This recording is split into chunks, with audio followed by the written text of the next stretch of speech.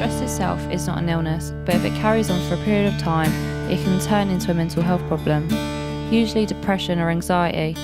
According to Health and Safety Executive, in 2014/15, stress accounted for 35% of all work-related ill health cases and 43% of all working days.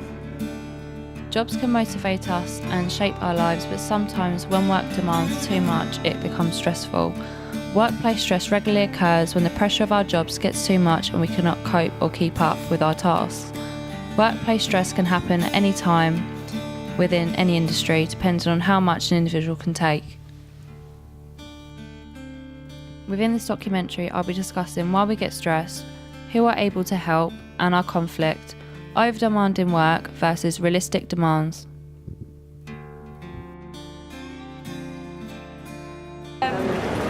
I would say that a lot of people would claim that, or they would ask me to leave work and stay at home to look after my kid because benefits help, but they forget that a lot of women try to be independent and they don't want the help from the government, they want to get it all themselves. So I would say that instead of looking down at women and telling them to just leave it and rely on the government, they should actually praise them for the things that they go through. Hi, my name is Vanisha Patel and I work as a mental health research assistant at King's College Hospital. Stress in the workplace is simply when different factors come into play and make it difficult for an employee to perform their daily task in their job role, causing them to stress. In the UK, stress accounts to about 40% of work-related stress or illness reported every year. Right now, 1 in 6 of us are dealing with mental health problems such as anxiety and depression. Workplace stress is one of the popular causes of this. You can decrease your chances of becoming a victim by recognizing the signs of stress, identifying what is causing you stress in the workplace, and then putting into practice some strategies for reducing stress. Often companies will have an occupational health therapist or advisor to help you examine these 3 factors. Your employer can refer you to an occupational health officer or an advisor if you have a mental health problem that is affecting your work or causing you to take time off sick, particularly if this is more than 2 to 3 weeks at once. An occupational health referral will help your employer understand what adjustment needs to be made to support you at the workplace. Occupational health service may also make an assessment of your ability to do your job. We first spoke to Zainab about stress she receives in her workplace. Zainab is currently a shop assistant at Harrods and is suffering from workplace stress. She talks openly about what causes her to be stressed at work and also discusses what in particular causes her stress. I was really a jolly person, really happy, I hardly really smile anymore. I'm not as jolly on the shop floor anymore. My kid is starting to notice it as well, it's really upsetting, so I've just changed as a whole. Stress really gets you in a way that you don't actually realise until you sit down and think about it yourself.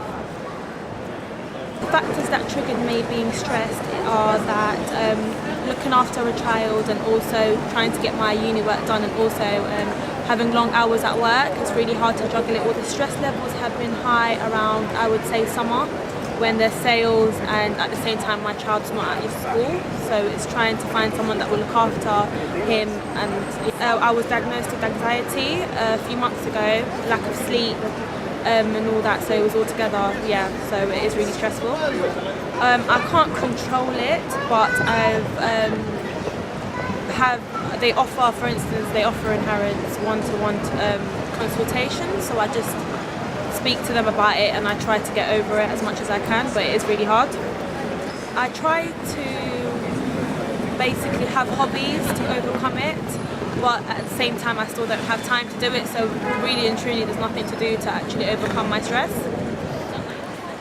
I was married, so when I became a single mother, I wasn't able to find anyone else to share my life with. I don't have time for my family.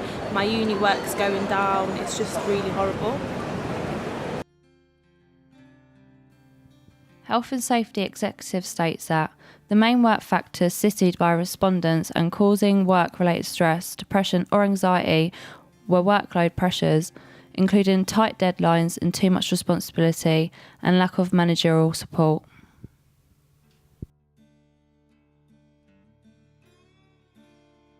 Offer one-to-one consultation, so it could be with a senior to discuss why you're stressed, how they can overcome it. Also, my manager and I try to talk about my stress and how they can help that as well. And they also offer other like therapy once a month, so they do try. It's just that it's not really working.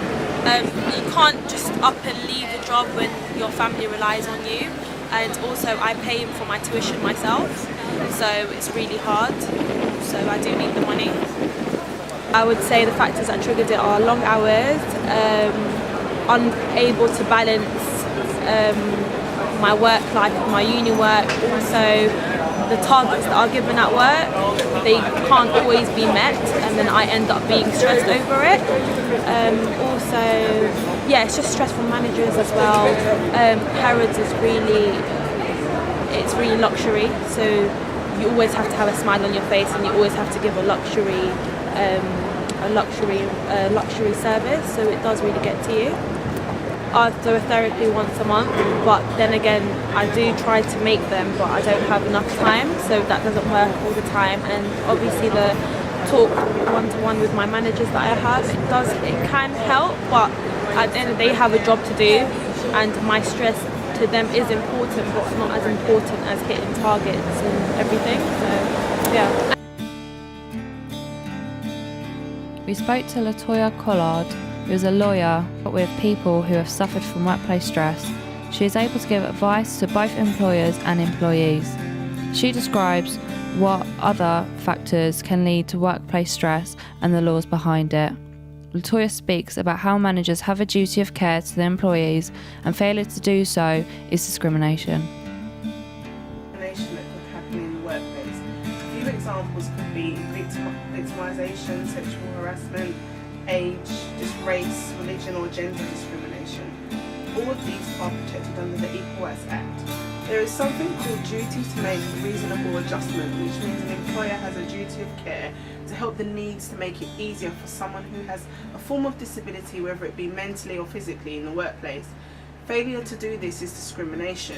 Employers also have a legal responsibility to ensure that employees have a safe system at work. The employee and employer will go through something called an employment tribunal. The employment tribunal decides disputes between employers and employees about employment rights. An employment tribunal is like a court, but not as formal. The benefits from going through this, instead of letting a company deal with it, is that the employee can be guaranteed that the final decision will not be biased, and they may be rewarded at a higher commission. Something called a formal grievance.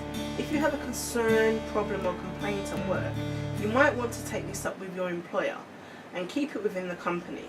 This can also be very beneficial to the employee because there is no fee. However, for the tribunal there is a fee, but the compensation may not be as high following the tribunal.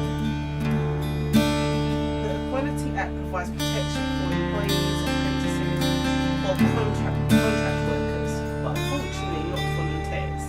And to get protection under the Equality Act, the employee must show that they are being discriminated.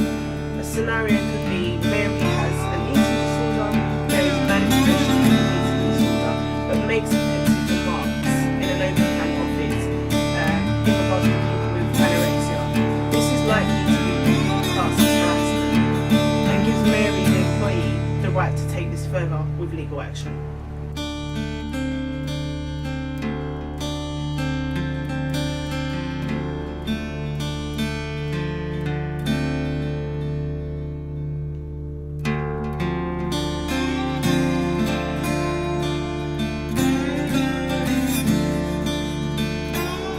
I would say to not concentrate on it as much, don't think about it too much, talk to someone as much as you can, and when you leave to go home, leave it all behind you.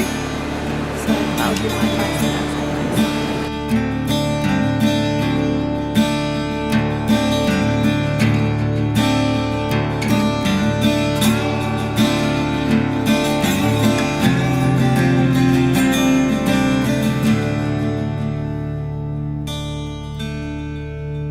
Overall, workplace stress is more common than you may think. It affects 1 in 5 of us, and with 500,000 people reporting that they have become ill as a result. It's important to speak to your employer if you feel stressed at work. Not only can workplace stress affect your performance at work, but it can also lead to mental health issues if it becomes severe. There's always something in place to help you, so make sure you use it if needed. Thanks to our guests, Zainab, Latoya Collard and Venetia Patel.